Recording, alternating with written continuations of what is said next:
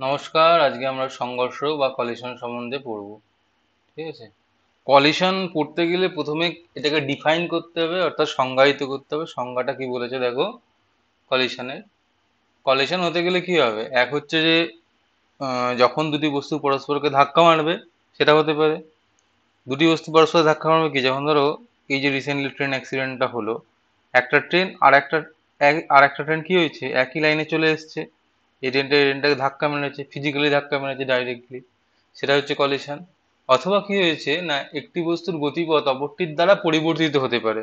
যেরকম রাদারফোর্ডের যে gold foil experiment করেছিলেন, হ্যাঁ, যে পরমাণুর যে নিউক্লিয়াসটা খুব অল্প জায়গা জুড়ে আছে, এরই পরীক্ষাতে জানা যায়। এক্ষেত্রে কি হয়, এক্ষেত্রে একটা গোল্ডের নিউক্লিয়াস আছে, গোল্ডের পাত থাকে এখানে।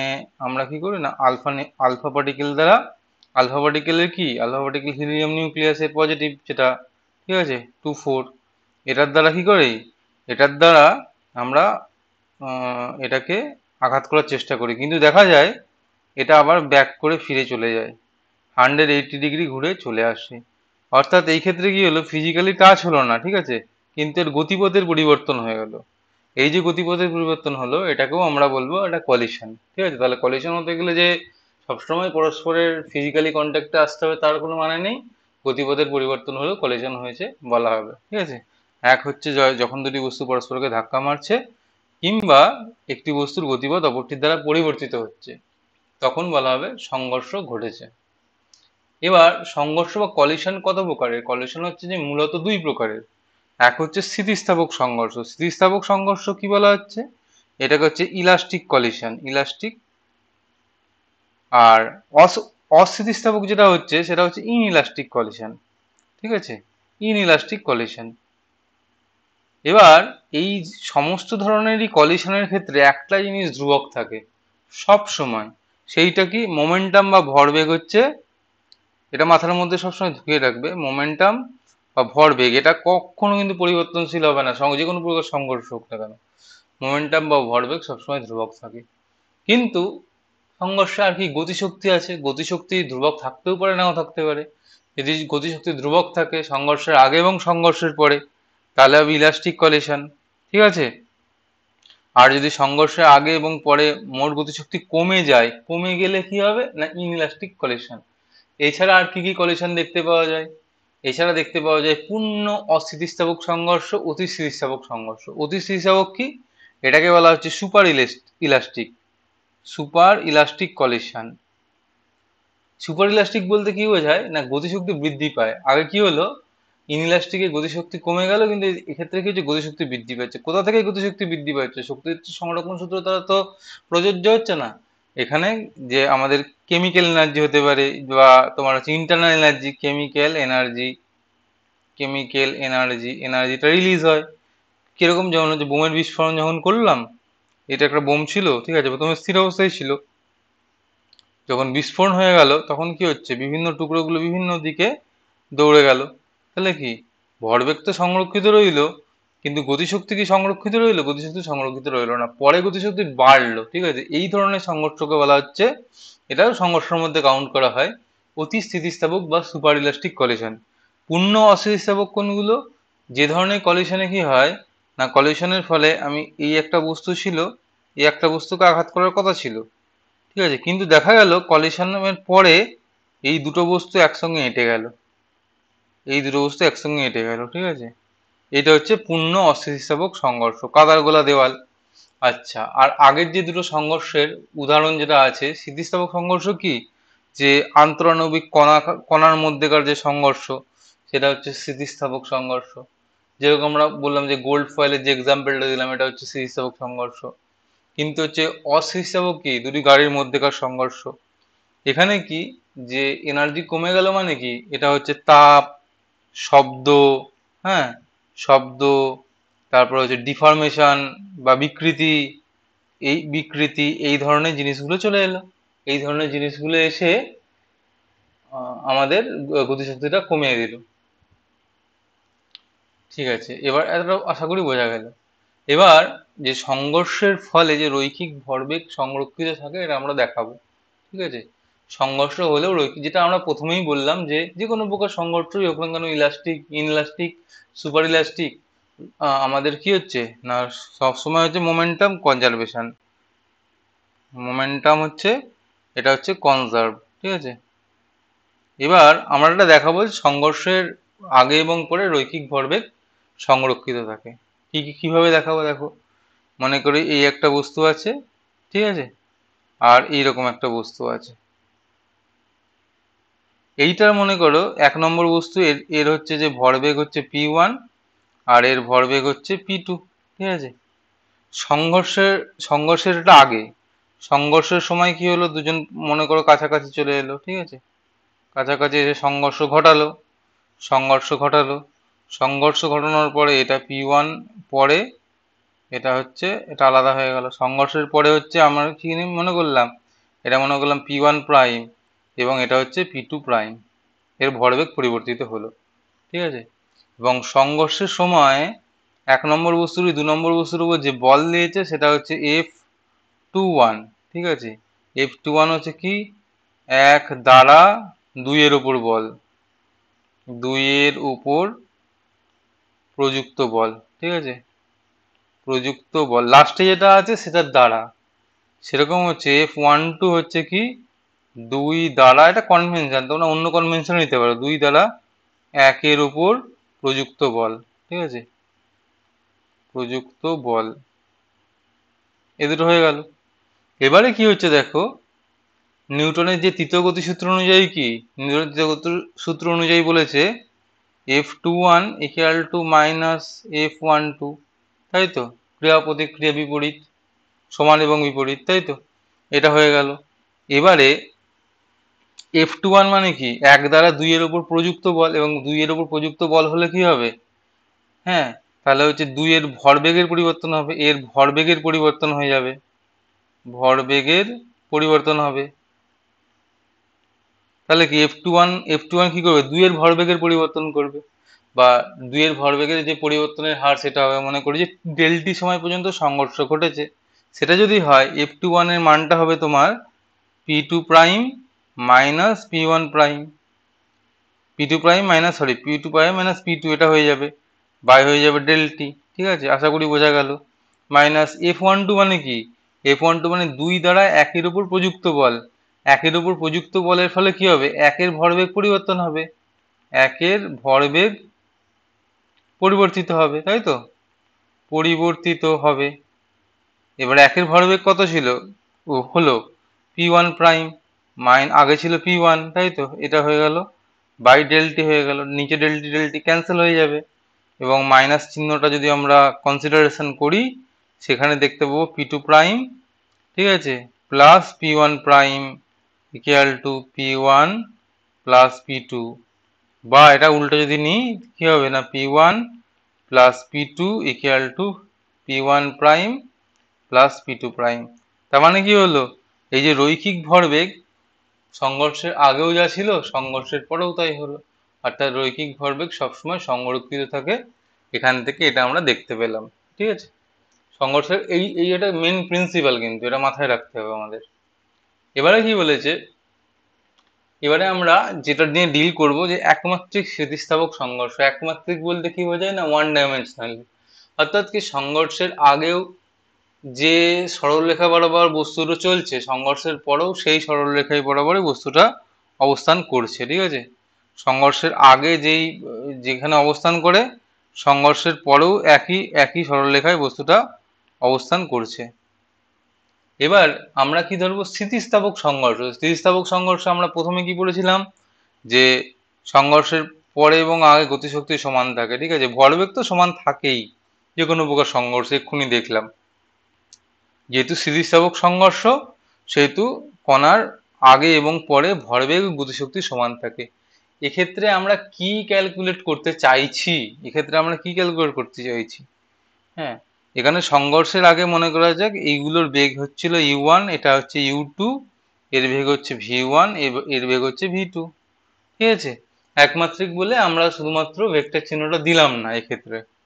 এবার আমরা আমরা নির্ণয় করতে চাইবো যে v1 এর যে ভ্যালুটা, v1 এর ভ্যালুটা in terms of u1 and u2 and m1 and m2, এই যে চারটে প্যারামিটার এর রেসপেক্টে আমরা বের করব v1 এর ভ্যালুটা, এবং v2 এর ভ্যালুটাও তাই, u1 and u2 m1 and m2 এই যে এই রেসপেক্টে আমরা বের করব। m1 m2 তো দেওয়া থাকবে, u1 u2 ও দেওয়া থাকবে, এইগুলো জানলে v1 v2 কত হবে সেটা আমরা বের করব, যে ফাইনালি যে গতিবেগটা হলো সেটা কত হবে সেটা আমরা বের করব। আর কি বের করব? আর বের করব যে এই যে v1 বা v2 যে পরবর্তী সময়ে যে বেগ m1 বস্তুর বেগ বা m2 বস্তুর বেগ, হ্যাঁ, সেগুলো কিছু কিছু স্পেশাল কেসে দেখবো যখন বস্তু দুটির ভর এক হবে, অর্থাৎ কি m1 ইকুয়াল টু m2 হবে, তখন তখন হচ্ছে যে v1 বা v2 কিভাবে রিলেটেড u1 বা u2 সাথে, u1 and u2 সাথে কিভাবে রিলেটেড সেটা আমরা দেখব। 2 নম্বরে দেখব যে যখন ভর দুটি এক হবে এবং দ্বিতীয় বস্তুর বেগ শূন্য হবে, যখন u2 শূন্য হবে তখন আমরা v1 বা v2 কিভাবে পরিবর্তিত হয় সেইটা দেখব। এখন যখন দুটি বস্তুর ভর আলাদা, দ্বিতীয় বস্তুর বেগ শূন্য, আবার u2 যখন শূন্য হবে কিন্তু m1 m2 আলাদা, সেক্ষেত্রে দেখব। এইভাবে আমরা মোট 5টা আলাদা আলাদা আলাদা জিনিস দেখব যে কি হচ্ছে ব্যাপারগুলো, ঠিক আছে, যে কিভাবে পরিবর্তনশীল হচ্ছে, এবং আমরা যে রিয়েল লাইফ এক্সাম্পল দেওয়ার চেষ্টা করব যে কোথায় কি আহ, হচ্ছে, ঠিক আছে। তাহলে আমরা এটা ক্যালকুলেট করি যে একমাত্রিক স্থিতিস্থাপক সংঘর্ষের ক্যালকুলেশনটা করা যাক। যেহেতু একমাত্রিক স্থিতিস্থাপক সংঘর্ষ, আগে বেগ ছিল কত? আগে বেগ ছিল u1 m1 এর, পরে বেগ ছিল তাই তো, তার মানে আমরা শুধু ভরবেগের সংরক্ষণ সূত্র ইউজ করলে কি পাবো? ভরবেগের সংরক্ষণ সূত্র থেকে কি পাবো আমরা? যে m1 u1 plus m2 u2 equal to পাবো m1 v1 plus m2 v2, এটা আমরা অবশ্যই পাবো 1 নম্বরে, তাই তো। এবং আমরা যদি আরেকটা জিনিস করি যে গতিশক্তি সংরক্ষণ সূত্র থেকে কি পাবো? গতিশক্তি সংরক্ষণ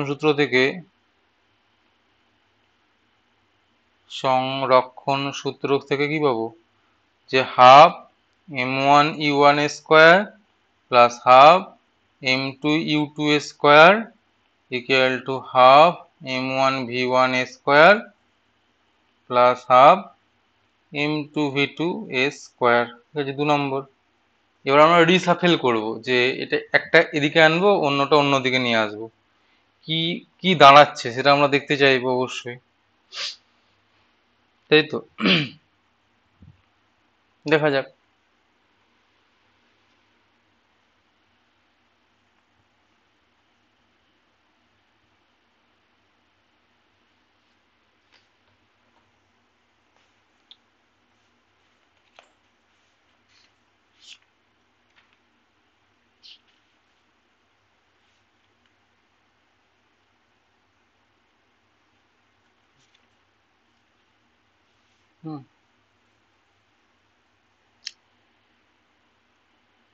half m1 u1 square minus আমরা যাব যে v1 square equal to half m2 v2 square minus u2 square, চলে এলো এটা। এখান থেকে যেটা পাচ্ছি হাফ হাফ কেটে যাচ্ছে, m1 u1 plus v1 into u1 minus v1, এটা হয়ে যাচ্ছে equal to m2 v2 plus u2 into v2 minus u2, এইটা গেল আমাদের দাঁড়িয়ে, তাই তো। এইবারে দেখো, এইবারে 1 নম্বর থেকে আমরা কি পাচ্ছি?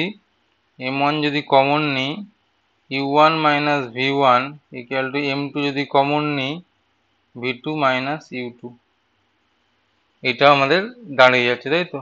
এখান থেকে এই যে এটা আমি 1 প্রাইম যদি আমি নাম দিই, এখান থেকে দেখো m1 into u1 minus v1 m2 into v2 minus u2, এই দুটো আমাদের ক্যান্সেল হয়ে যাচ্ছে। তার মানে যেটা দাঁড়াচ্ছে, এখান থেকে আমরা পেয়ে গেলাম যে u1, ঠিক আছে, u1 plus v1 equal to u2 plus v2, এটা আমরা পেয়ে যাচ্ছি।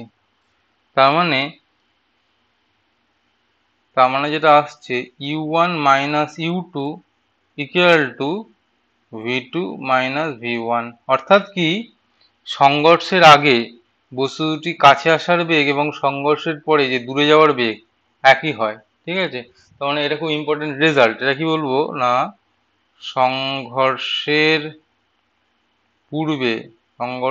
পূর্বে বস্তুর আগমন বেগ ও সংঘর্ষের পর বস্তুর অপসারণ বেগ সমান। ঠিক আছে, আগমন বেগ এবং অপসারণ বেগটা কিন্তু সমান। এর থেকে আমরা ঘর্ষণ গুণাঙ্কের সংজ্ঞা পরে নির্ধারণ করব। ঠিক আছে, ঘর্ষণ গুণাঙ্কের যে সংজ্ঞা আছে সেটা আমরা নির্ধারণ করব, এটা এই হিসেবে খুব ইম্পর্টেন্ট, এটা নোট করে রাখো।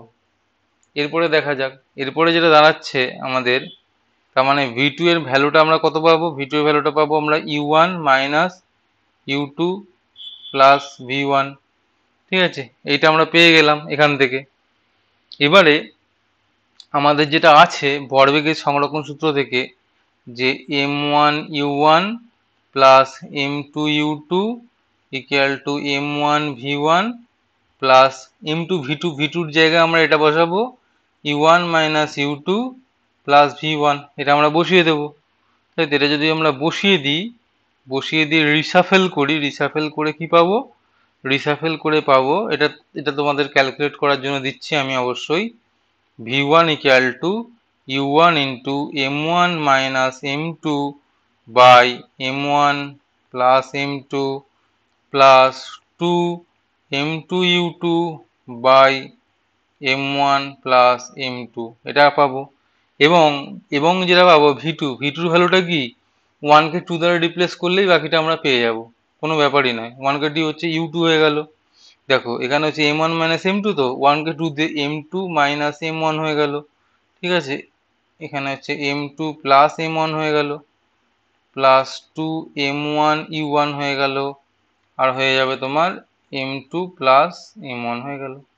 ঠিক আছে, তাহলে এটা হচ্ছে v1 এর ভ্যালুটা পেয়ে গেলাম, এবং রিসাফেল করে 1 কে 2 দিয়ে রিপ্লেস করলেই আমরা পেয়ে গেলাম v2 এর ভ্যালুটা আমরা পেয়ে গেলাম। এবার আমরা যে স্পেশাল কেসগুলো আমরা ধরেছিলাম, যে কি ধরেছিলাম, যে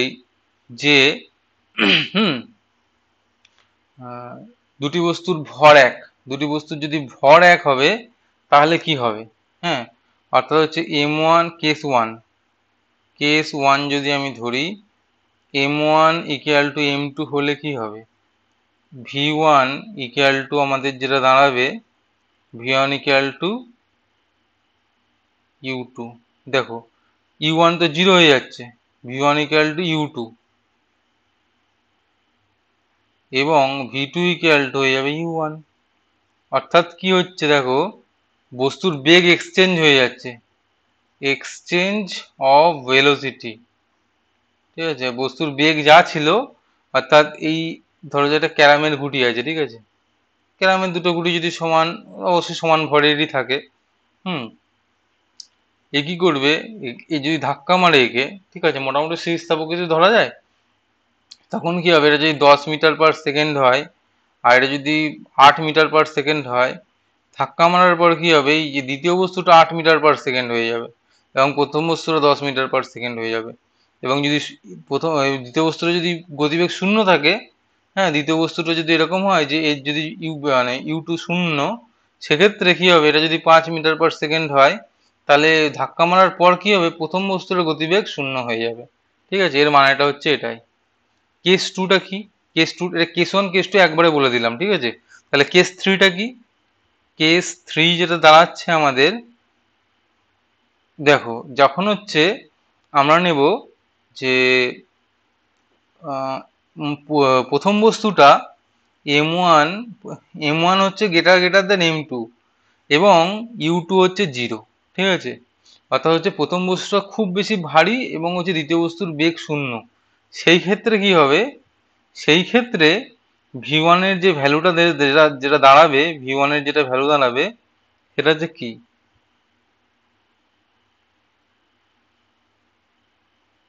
V1 এর ভ্যালু দেখো তোমার দাঁড়িয়ে যাচ্ছে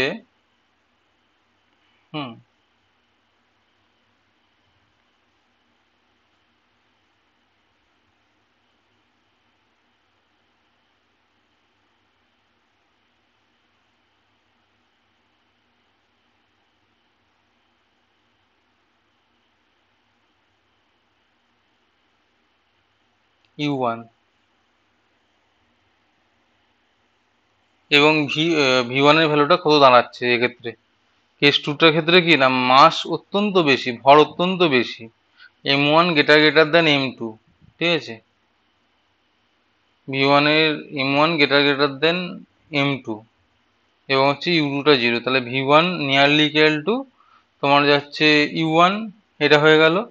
এবং V2 ভ্যালুটা কত, V2 ভ্যালুটা হচ্ছে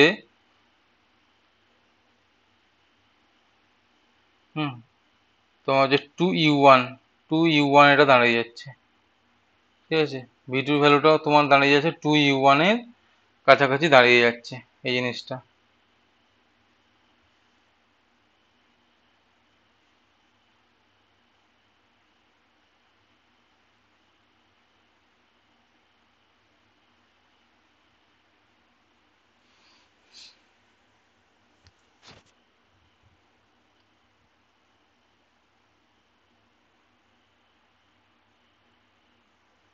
আমরা কেস 3 নম্বর বিবেচনা করবো। কেস 3 নম্বর কি, কেস 3 নম্বর হচ্ছে, ঠিক আছে। আচ্ছা, এক্ষেত্রে আমরা কি করছি দেখো, আমরা একটা একমাত্রিক সংঘর্ষ, এটা তো কন্ট্রোল D করে নিচ্ছি।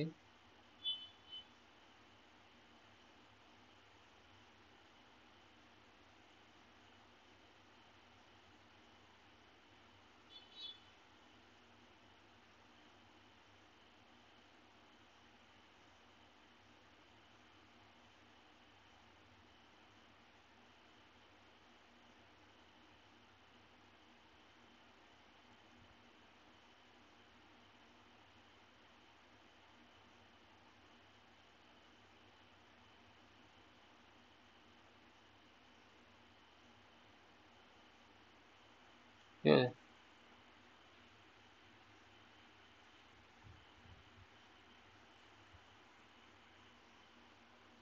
দুটো কেস হয়ে গেছে। কেস 3টা কি হচ্ছে, কেস 3তে আমরা নিয়ে চলে আসছি যে আমাদের U2টা 0 হয়ে যাচ্ছে, U2টা আমরা 0 ধরছি। সেক্ষেত্রে কি হচ্ছে দেখো, U2টা যদি 0 হয় তাহলে V1 এর ভ্যালুটা একটা পাচ্ছি। V1 হচ্ছে আমরা পাচ্ছি U1 M1 minus M2 by M1 plus M2, M1 plus M2, এবং V2 এর ভ্যালুটা পাচ্ছি 2M1U1 by M1 plus M2। তার মানে কি দাঁড়াচ্ছে, তার মানে দাঁড়াচ্ছে যদিও U2 0, সেহেতু V1 নট ইকুয়াল টু 0 এবং V2 নট ইকুয়াল টু 0, এটা কিন্তু দাঁড়িয়ে যাচ্ছে, ঠিক আছে। এটা কিন্তু আমাদের দাঁড়িয়ে যাচ্ছে। এবং কেস 4 এর ক্ষেত্রে কি হচ্ছে, কেস 4 এ আমরা যেটা নিচ্ছি, কেস 4 এ যেটা নিচ্ছি আমরা, যে মনে করছি দ্বিতীয় যে বস্তুটা আছে অর্থাৎ হচ্ছে M2 ভর অত্যন্ত বেশি M1 এর থেকে, ঠিক আছে। মনে করো একটা দেওয়াল আর একটা বল, ঠিক আছে। সেই ক্ষেত্রে কি হবে, এবং হচ্ছে U2 ইকুয়াল টু 0, সেই ক্ষেত্রে কি দাঁড়াচ্ছে, সেই ক্ষেত্রে দাঁড়াচ্ছে আমাদের V1 এর ভ্যালুটা কত দাঁড়াচ্ছে সেটা দেখতে হবে আমাকে। V1 এর ভ্যালুটা দাঁড়াচ্ছে আমাদের V1 ইকুয়াল টু, দেখো -U1 দাঁড়িয়ে যাচ্ছে, কেস 4 হচ্ছে -U1 দাঁড়িয়ে যাচ্ছে। এবং V2 ভ্যালুটা কি, V2 ভ্যালুটা দাঁড়িয়ে যাচ্ছে তোমার নিয়ারলি ইকুয়াল টু 0, কারণ নিচে M2 প্লাস M1 আছে, V2 ভ্যালুটা নিয়ারলি ইকুয়াল টু 0। V2 কোনো রকম পরিবর্তনই হচ্ছে না, ঠিক আছে। দেওয়ালকে বল ধাক্কা মারলে কে বলটি উল্টো দিকে ঘুরে আসে, সেটাই হচ্ছে এক্সাম্পল। আর কেস 5 হচ্ছে কি, কেস 5 যেটা নিচ্ছি আমরা, এটা আমরা নিচ্ছি উল্টোটা, M1 গ্রেটার দেন M2, ঠিক আছে। M1 M2 থেকে অনেকটা বড়, ঠিক আছে। সেই ক্ষেত্রে কি দাঁড়াবে, M1 এর যে ভ্যালুটা আছে, M1 এর ভ্যালুটা M2 থেকে অনেকটা বড়, হুম, সেই ক্ষেত্রে কি দাঁড়াচ্ছে দেখো, সেই ক্ষেত্রে যেটা দাঁড়াচ্ছে v1 এর ভ্যালুটা কত দাঁড়াচ্ছে, v1 ইকুয়াল টু u1 দাঁড়িয়ে যাচ্ছে একটা, ঠিক আছে, v1 ইকুয়াল টু u1 দাঁড়িয়ে যাচ্ছে এক নম্বরে, m1 মাইনাস m2, এইখান থেকে দেখো, হ্যাঁ m1 যদি m2 থেকে অনেক বেশি বড় হয় শুধু u1 দাঁড়াচ্ছে। হুম,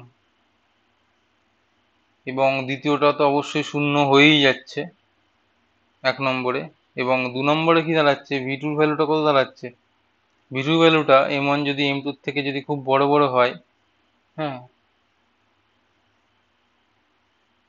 2u1, ঠিক আছে 2u1, 2u1 দাঁড়িয়ে যাচ্ছে, এই জিনিসটা আমাদের দাঁড়িয়ে যাচ্ছে কিন্তু, ঠিক আছে, অর্থাৎ যে দ্বিতীয় বস্তুটা যে গতিবেগ প্রাপ্ত হবে সেটা হচ্ছে 2u1 নিয়ারলি, এটা ভেলোসিটি ভেলোসিটি পেয়ে যাবে যদি m1 greater greater than m2 হয়, ঠিক আছে, দ্বিতীয় বস্তুটা তাহলে অনেকটা বেশি গতিবেগ কিন্তু পেয়ে যাবে এক্ষেত্রে, তাহলে v2 ইকুয়াল টু নিয়ারলি আমাদের কত হবে 2u1 আমাদের পেয়ে যাব এই ক্ষেত্রে। হুম, অর্থাৎ হচ্ছে দ্বিতীয় বস্তুটা ডবল গতিবেগ, মানে প্রথম বস্তুর যে গতিবেগ ছিল তার থেকে দ্বিগুণ গতিবেগ নিয়ে ছুটবে, ঠিক আছে, এইগুলো হচ্ছে বিভিন্ন পাঁচটা কেস, এটা তোমাদের বলা হলো। এবার আমরা যেটা আসবো, হুম, সেটা কি সংঘর্ষ গুণাঙ্কে আমরা চলে আসবো। সংঘর্ষ গুণাঙ্ক কি বলছে না, সংঘর্ষের পরে অপসারণ বেগ এবং সংঘর্ষের আগে যে আগমন বেগ, হ্যাঁ তার অনুপাত, অর্থাৎ হচ্ছে যে এই যে দুটো ধাক্কা খেলো বস্তু, এটা হচ্ছে m1 বস্তু u1 গতিবেগ নিয়ে চলছে, m2 বস্তু চলছে u2 গতিবেগ নিয়ে, ধাক্কার পরে কি হচ্ছে v1 গতিবেগ হয়ে গেল m1 বস্তুর এবং হচ্ছে v2 হয়ে গেল m2 বস্তুর, তাই তো, তাহলে অপসারণ বেগটা কত হলো, অপসারণ বেগ হলো আমাদের হচ্ছে এর আগমন আগমন বেগটা কত, এর আগমন বেগটা কত, আগমন বেগ হচ্ছে আমাদের u1 মাইনাস u2, অপসারণ বেগ কত, অপসারণ হচ্ছে v2 মাইনাস v1 অপসারণ বেগ, ঠিক আছে, এই যে রেশিও, এই রেশিওটাকে বলা হচ্ছে কোএফিসিয়েন্ট অফ রেস্টিটিউশন বা সংঘর্ষ গুণাঙ্ক, সংঘর্ষ গুণাঙ্ক, ঠিক আছে। স্থিতিস্থাপক সংঘর্ষের ক্ষেত্রে কি হচ্ছে, স্থিতিস্থাপক সংঘর্ষের ক্ষেত্রে এক্ষুনি আমরা দেখলাম স্থিতিস্থাপক সংঘর্ষ, সংঘর্ষের ক্ষেত্রে কি হচ্ছে আগমন বেগ এবং অপসারণ বেগ সমান হচ্ছে, যে অনুপাতটা, তার মানে স্থিতিস্থাপক সংঘর্ষে ই সমান 1, এবং যে পূর্ণ অস্থিতিস্থাপক সংঘর্ষে কি হচ্ছে, পূর্ণ অস্থিতিস্থাপক সংঘর্ষ যদি হয়, পূর্ণ অস্থিতিস্থাপক সংঘর্ষ যদি তুমি নাও, তাহলে ই এর ভ্যালুটা কত হচ্ছে, ই এর ভ্যালু হয়ে যাবে শূন্য, কেন কি না দ্বিতীয়, মানে এই যে পূর্ণ অস্থিতিস্থাপক হলে কি হবে না m1 m2 তে এঁটে গেল, তার মানে হচ্ছে যে অপসারণ বেগই নেই, উপরে অপসারণ বেগ হচ্ছে কি, অপসারণ বেগ হচ্ছে শূন্য হয়ে যাচ্ছে, আগমন বেগ তো অবশ্যই আছে, আগমন বেগ আপাত আগমন বেগ তো আছে, ঠিক আছে, এটা এটা অপসারণ বেগ এবং আগমন বেগ তো আছেই, সুতরাং হচ্ছে আগমন বেগ ধরো ভি যদি হয় তাহলে এটা শূন্যই হয়ে যাবে, এটা আশা করি বোঝা গেল। এবং প্রতিটি যে সংঘর্ষ আছে, সেই সংঘর্ষ আমাদের যে প্রকৃতিতে দেখতে পাওয়া যায়, পূর্ণ স্থিতিস্থাপক সংঘর্ষও নয়, আবার পূর্ণ অস্থিতিস্থাপক সংঘর্ষও নয়, তো রিয়েল যে সংঘর্ষগুলো আছে ই এর ভ্যালুটা লাই করে 0 থেকে 1 এর মধ্যে। অতি স্থিতিস্থাপক সংঘর্ষের ক্ষেত্রে কি হয়, অতি স্থিতিস্থাপক সংঘর্ষ, অতি স্থিতিস্থাপক যেটা আছে আমাদের, যেটা আমাদের বোমের বিস্ফোরণ টিস্ফোরণ যেটা দেখালাম, সেই ক্ষেত্রে একটা স্পেশাল কেস, ঠিক আছে, স্পেশাল কেস, আমাদের যেটা ডিল করতে হবে এটা, যে ই এর ভ্যালুটা হবে 0 থেকে 1 এর মধ্যে, 0 থেকে 1 এর বাইরে হবে না, ঠিক আছে, পূর্ণ অস্থিতিস্থাপক হলে কি হবে ইকুয়াল টু 1, এবং পূর্ণ স্থিতিস্থাপক হলে এবং পূর্ণ অস্থিতিস্থাপক হলে হলেই শূন্য, আর স্থিতিস্থাপক হলেই 1, এটা হচ্ছে ব্যাপারটা, বোঝা গেল আশা করি।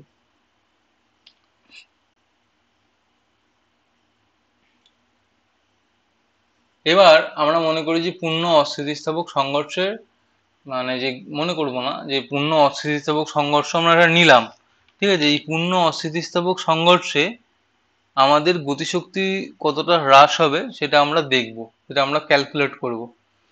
এখানে কি ধরেছি না, আমরা m1 একটা ভরের বস্তু আছে, u1 বেগ নিয়ে চলছে, আর একটা বস্তু আছে m2 ভরের বস্তু আছে, ঠিক আছে, এটা স্থির আছে, এ আছে স্থির।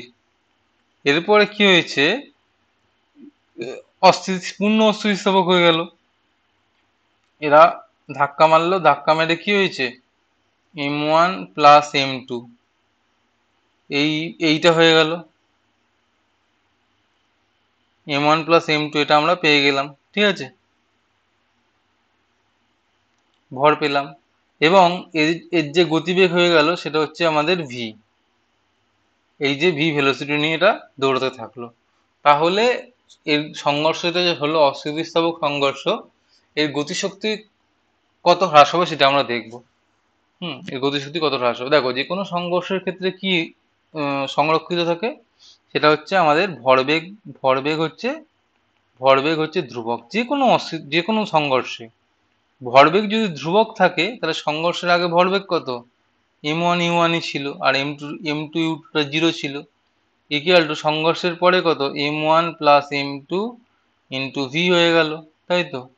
তার মানে এটা আমরা পেয়ে গেলাম, তার মানে v এর যে ভ্যালুটা পেয়ে গেলাম m1 by m1 plus m2, এটা আমরা ইন্টু u1, এটা আমরা পেয়ে গেলাম। তাহলে যেটা দাঁড়াচ্ছে, গতিশক্তির হ্রাসটা কত হলো, গতিশক্তি হ্রাস কত হবে, ঠিক আছে, সেটা হয়ে যাবে half m1 u1 a square plus half m1 plus m2 into into কত, ইন্টু v তার স্কোয়ার, সোজা কথায়, তাই তো, প্লাস নয় সরি, এটা মাইনাস হয়ে যাবে। এটা সমান হয়ে যাবে কত, half m1 u1 a square minus half m1 plus m2 into v এর মানটা বসাবো m1 u1 a square by m1 plus m2 a square, ঠিক আছে, এটা পেয়ে গেলাম আমরা, ঠিক আছে। তার মানে হাফ এখানে যদি আমরা নিয়ে নেই তাহলে আমরা কি পাচ্ছি জিনিসটা, ঠিক আছে, m1 প্লাস m2 পেয়ে গেলাম, ঠিক আছে, m1 স্কোয়ার u1 স্কোয়ার এটা কেটে যাচ্ছে, এটা পাচ্ছি m1 m2 ইন্টু u1 এ স্কোয়ার, ঠিক আছে। অর্থাৎ হচ্ছে গতিশক্তির হ্রাসটা একটা পজিটিভ কোয়ান্টিটি, তাই তো। তার মানে হচ্ছে পূর্ণ অস্থিতিস্থাপক সংঘর্ষে গতিশক্তি কিন্তু হ্রাস হচ্ছে, আমাদের গতিশক্তি কিন্তু সংরক্ষিত থাকছে না, এখান থেকে আমরা দেখতে পেলাম, ঠিক আছে। এবারে আমরা কি মনে করব,